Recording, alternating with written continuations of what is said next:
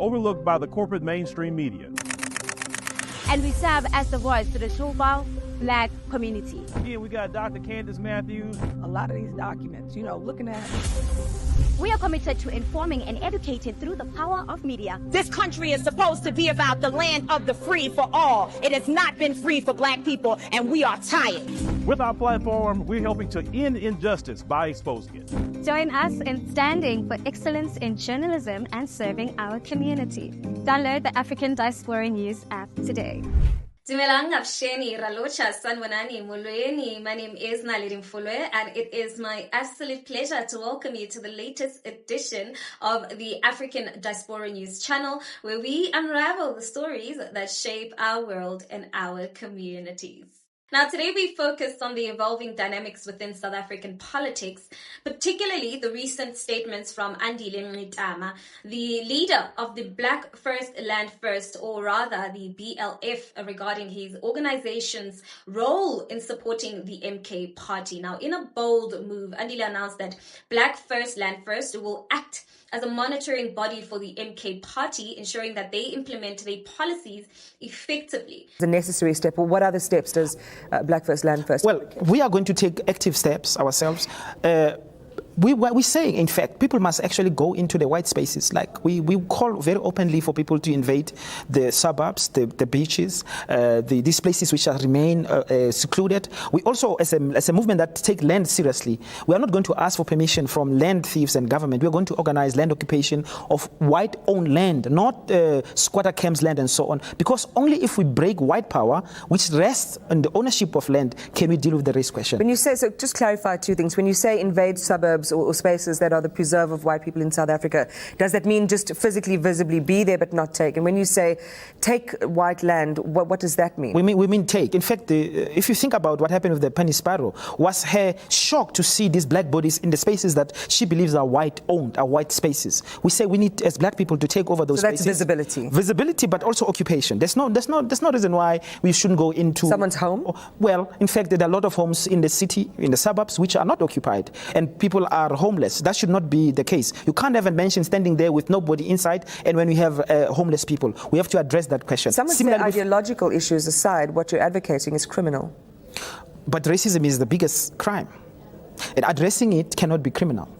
You remember already in South Africa, racism was declared a crime against humanity. We know as black people that, in fact, it is criminal to maintain racism as long as we have done. So we're going to occupy all the spaces that are declared white spaces, including land which was stolen from black people, and in particular land which is held by white people on farms. Now, this partnership, I believe, signals a significant shift in the political landscape, as Andile emphasizes the importance of black unity to effect constitutional change. Now, he expressed confidence in the MK party, stating that the turnout at their manifesto launch, which filled Orlando Stadium, contradicts skeptics who doubted their influence. I mean, he sees this as a historical moment for black unity and political power.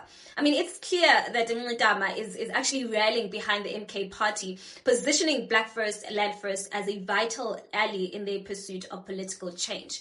But while this alliance is intriguing, one must question the implications of BLF acting similarly to AfriForum, which is a group known for its advocacy of white interests. Now, Andile's vision for BLF as a watchdog for MK's policies actually raises critical questions about accountability and the representation for black South Africans.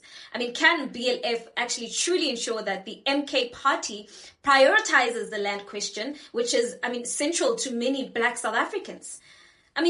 Also, Andile's concern about the MK party stance on land reform is actually quite valid. Despite his strong support, he actually noted a significant gap in the MK's messaging regarding land expropriation without compensation. And I find that Mngxitama's approach both commendable and concerning, because the pursuit of black unity and empowerment is vital, right? Especially in a country still grappling with the legacy of apartheid. However, without a clear and actionable land policy from the MK party, this unity may actually lack the direction needed to truly effect change.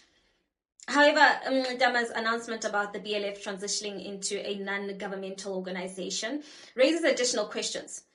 While an NGO can play as an important role in advocacy, will it remain the urgency required for land reform and accountability in government actions? I mean, it's essential for BLF to actually remain a fierce advocate for the rights of Black people, rather than becoming another administrative entity. Now, as we anticipate the upcoming BLF policy conference, which actually aims to solidify its role as an NGO, the political landscape will be one to watch. Will Mngxitama's vision of monitoring and advocating for the interests of Black South Africans actually resonate with the broader population? Now, Andile Mngxitama's commitment to supporting the MK party while holding them accountable, I believe it's a significant step towards fostering Black unity and empowerment. However, I believe that what's really important here is that the MK party needs to clarify its position with land reform.